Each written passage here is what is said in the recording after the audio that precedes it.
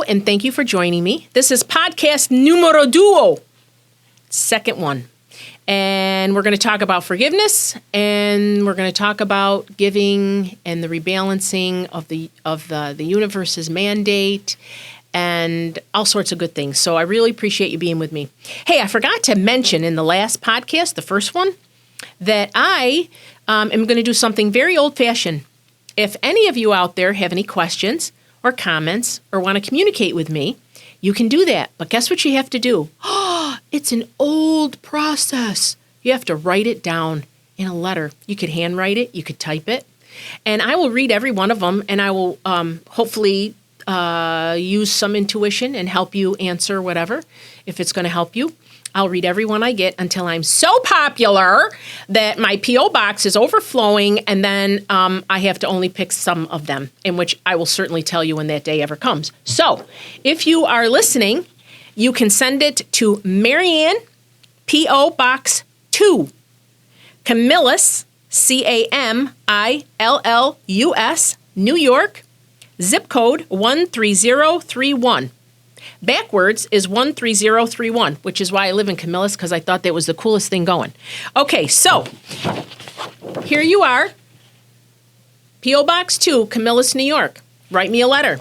I know it's going to cost a lot with a stamp. That means it really means something to you to get it to me. Because, we are so quick with our emails and blah, blah, blah, blah, and I think I'll say this, and I'm going to tell her this. So guess what? You're going to have to take the time out and do it like old-fashioned. So if you want to communicate, Maryann, P.O. Box 2, Camillus, New York, 13031. Okay, let's talk about forgiveness. Because, forgiveness is one of those things that is like toxic to us when we don't forgive. And it doesn't do anything for the person that you're not forgiving. So forgiveness does not need to be a two-way street. Forgiveness can only happen on one side, and you can free yourself from that clutter. So what would you have to forgive? Well, there are people we feel have done us wrong. There are circumstances that we feel that we weren't treated appropriately. And these are all manifestations of fear, by the way, because I looked like I wasn't important enough. I wasn't prominent part of their life. These are all things that are manifestations of fear. Okay, resentfulness, anger, betrayal. People have a hard time forgiving if they feel that they were betrayed. But do know that the other individual is likely completely unaffected while you're carrying all this baggage. So please do yourself a favor and work on forgiveness. And I will tell you that when we go to the other side, okay, and this podcast follows along. A lot of the concepts are in my book, Transitions of Hope, and I have exercises for this and all this other kind of stuff. And there's a lot more information in that book if these kinds of things resonate with you. But, forgiveness is one of those things where if we die and we have this baggage where we have not forgiven, for us and for our soul and spirit to be able to continue its evolution, these types of clutter have to be healed. So you can choose to heal stuff inside here on Earth, or you could wait to have to do it on the other side. But make no mistake, forgiveness is extremely important because that allows for greater love to be within yourself and vibrate at the highest frequency you can. Because that is actually the game of life, friends. It's to vibrate to the highest frequency you can. And how do you do that? Through love. Because there is no greater way, love, light, synonymous, to be able to vibrate to a higher frequency. When people die, we're going to talk about this in the podcast, but, heaven, the other side, it's not a place, it's a vibration. And when we die, we merely change form. We have our peeps around us all the time, and those that we loved they don't miss a trick. And so, it is a way more peaceful passing if we could forgive those that we think have done wrong. Okay, so, it's also interesting. There's no need for retaliation. It's not in our job description. because the universe has a mandate to rebalance. It's karma, positive things, negative things, and it affects our entire planet and all of humanity that resides in it. So forgiveness is really important. What you want to do is you want to really protect love.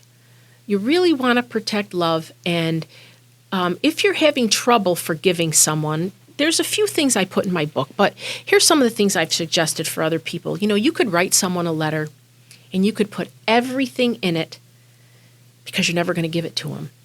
You can either take this letter and you can go outside and you can do a beautiful meditation, and then you could burn it and you could just watch it. And as it all crumples and smokes and goes away, so does all of your anger, resentment, or everything else, and you've just let it go. Because it's freeing. It's going to free you up to then continue on your self-mastery journey. Another way to forgive is put yourself in that person's position and talk to you. So maybe it would sound something like this. I have a lot of insecurities inside, and I know many of these people in this world think I'm beautiful, and you could tell I'm not talking about myself, by the way, beautiful and have lovely figure and blah, blah, blah, but inside, I don't even like who I am. And if you know these things about people and you say that out loud, then you truly help yourself understand that everything they're saying is a reflection from the inside out. Just like we've talked in other podcasts and will continue to always mention, everything depends on the relationship we have with ourselves. So everything is a reflection from the inside out. So when someone does you wrong, nobody can give you what you think you were deprived of, okay? It's just not going to happen. So forgiveness is extremely important because it's baggage. And it's baggage you don't need to carry because it doesn't do anything to help you navigate this world. It actually is a downer. So that's the scoop on forgiveness. We're going to talk about the rebalance of our universe and the mandate, because make no mistake, my friends, we reap what we sow. So it's really important to be conscious of your thoughts and your actions, and for so many reasons. So we're going to talk about that in a few minutes, and then we're going to go to the second part of this. So thanks so much. We're going to take a quick little break. Actually, you won't, but I will. Thanks. Okay, so I am back after I had my delightful swig of water, and we're going to talk about it is in giving that we receive. So I want to share something. When I was a little girl, my first communion, my religion today is a religion of love, okay? I pretty much don't subscribe to any of the dogmas. I grew up Catholic, so I'm extremely close. You can read it in my book. Jesus is my best buddy, and he's lived with me through many things in my life. However, it's really it's a religion. It's a spirituality of love. But when I was 7 and had my first communion, I had a prayer card that was the prayer of St. Francis of Assisi. It is in giving that we receive. It is in loving that we are loved. It is in forgiving that we forgive. And that was always my most favorite prayer. And I used to say it every night for so many years until I had children, and I just was so tired that when my head hit the pillow from trying to grow my career and having my 2 daughters and everything else that you have to do. So, but then I would make up something at the end, and I would say, please help me to recognize all of my gifts and to use them to the best of my potential, always in the light of love. I don't even know how a 7-year-old could come up with something like that. However, I did. And I am hoping that these podcasts and the books that I've written, especially Transitions of Hope, could really bring some assistance to anybody out there struggling with a variety of things. I think it could be a very helpful book. But let's talk about it as in giving that we receive. So, there's a cost of giving because we don't always give what's good, right? Sometimes we give not the best part of ourselves. And so it's really important to be mindful of our thoughts and mindful of what the fuel is that is propelling us and driving us forward. Are we being fueled by love? Or are we being fueled by fear? in all the manifestations we've talked about for fear. So we're going to repeat some of these concepts as we go along because I think they're extremely important. But everyone knows the popular saying, the law of attraction. There's books and shows and everything else. But it is true that we reap what we sow.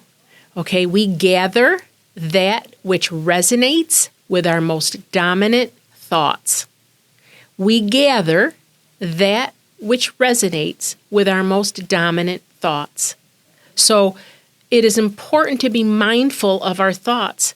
So what do I mean? Okay, I've had people say to me, it's just like I got this black cloud over my head. I'm waiting for the next shoe to fall. Nothing ever happens good for me. I can't get out of, I can't do this. I can't do this. I fail at this. I fail at that. Oh my gosh. And then this happened and then that happened. Okay, so what are their most dominant thoughts? Their thoughts of lack, inability, failure. And by the way, there are no failures in life, only redirections. Okay, I'm going to say that again. There are no failures in life, only redirections. Now, I've had plenty of redirections in my life, but I've never had a failure. And why is that, Maryann? Well, because I have learned from everything. I have tried to find the reason behind why I was dealing with whatever I was dealing with. Okay, so there is a reason for everything, and we can either look at it from a human egoic perspective or from a spiritual perspective. So it's really important you tune in. Next podcast, we're going to talk about power, because everybody likes power, but the power is all within, and we're going to talk about co-creation. So make sure you hang on and follow the next podcast. So anyways, back to the law of attraction. So we attract that which resonates with our most dominant thoughts. And then there are those people that are just happy people. They get out of bed in the morning. They look at the day with potential, not limitation. They make a decision to be happy. They make a decision to have a good day in the face of whatever adversity will come to them. Okay? So it's really important that we recognize that we're creating our life as we're going along. Did you ever think of how many times you wish for things? Oh, I wish for this, I wish for that. But don't wish, create. Create your existence by the thoughts that you have. Not a new concept. It's been around for thousands and thousands of years. Okay, so you really just want to make sure that you are mindful of your thoughts and that you try to create the most positive and happy life that you can. Because, we all get to Earth with amnesia. Now, how is that? We talked a lot about in the first podcast when we talked about every relationship that we have begins with the relationship we have with ourselves. And we talked about how when we grow, we assimilate what other people think of us in our thoughts and in our subconscious thoughts. But we also need to recognize the fact that we have choices because we live in a free will planet. So we come here with a blank slate to create the life that we want. However, we have put things in our path to be able to assist us in this journey, but we don't remember what they are. And the amnesia I speak of is the amnesia from in between lives. So I am a heart-centered hypnotherapist. I have been for, 15 or something years. And I had a private practice for 10 years. And I don't do that anymore because it was just a lot of hours and a lot of work. But, I have journeyed with people through their hypnotherapy sessions where they've found that the source of something that they were sabotaging, self-sabotaging, that source came from something within another lifetime. And so we don't just come to Earth with a puppeteer telling us what to do and what kind of decisions to make. We have free will to consciously create our existence. And we do it without memory of what we put in our path. But do know that we agree to everything. We come here, we know who our parents are, we agree to our siblings, we agree to major life events. Now, you may say, like some of my own family does, I would never do that. I would never put this in my path. but we do. Because when you say, I would never do that, you say that from a very human, egoic perspective.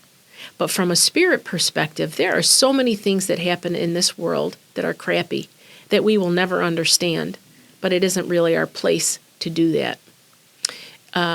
Because we only have a limited data set. And we only have a limited data set on ourselves.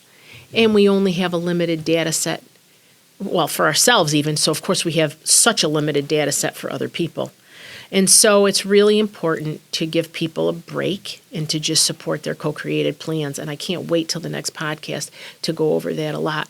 But so, law of attraction, we gather that which dominates or resonates with our most dominant thoughts. So it's important to be mindful of our thoughts. I am statements. I am love. I am goodness. I am helpful. You know, you do your best, and your best is always good enough. And then if you find yourself dealing with an issue that you have dealt with before that you thought was over, it doesn't mean that you took a step backwards, because we never take a step back in our soul evolution. All it means is that you have evolved to a higher level of consciousness where you are now able to go within to another layer. I hate onions, but it's a great way to think about it. You peel the onion, and the more evolved you are, the deeper you can go into the source of the things that bother you, that plague your life, that diminish your happiness, that take joy out of life. And also, friends, you know, hope, love, joy. Nobody ever said that a joy-filled life is an easy life. We are here in the land of density, filled with crap and opportunities for adversity and struggle and misunderstanding. So it's so important that we take time to make sure our thoughts are that which we want more of. So I want love, so I send more love out. And how do you do that? Well, you've got to figure out, you know, what is it that you want? And how do you even know what happiness and joy feel like? And you need to make a plan for yourself. I put all of this in the book, actually. There's even like a whole little script to try to figure all that out and questions to ask yourself. And maybe as these podcasts go along, you know, we'll talk about some things like that, because I want them to be of value. Don't want them to be too long that I bore you, and I don't want them to be too short that I miss out on some really good information. But do know that I try to connect before this to spirit and say, take my tongue and tell me the things that people should hear. So I appreciate you being with me. I appreciate you listening to this podcast.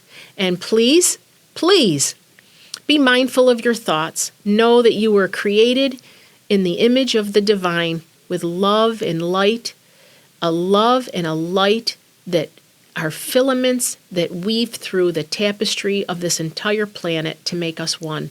So please help me make the world a better place, one person at a time, from the inside out.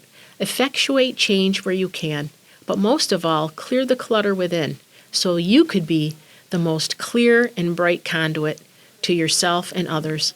Thanks for listening. Catch you in the next podcast.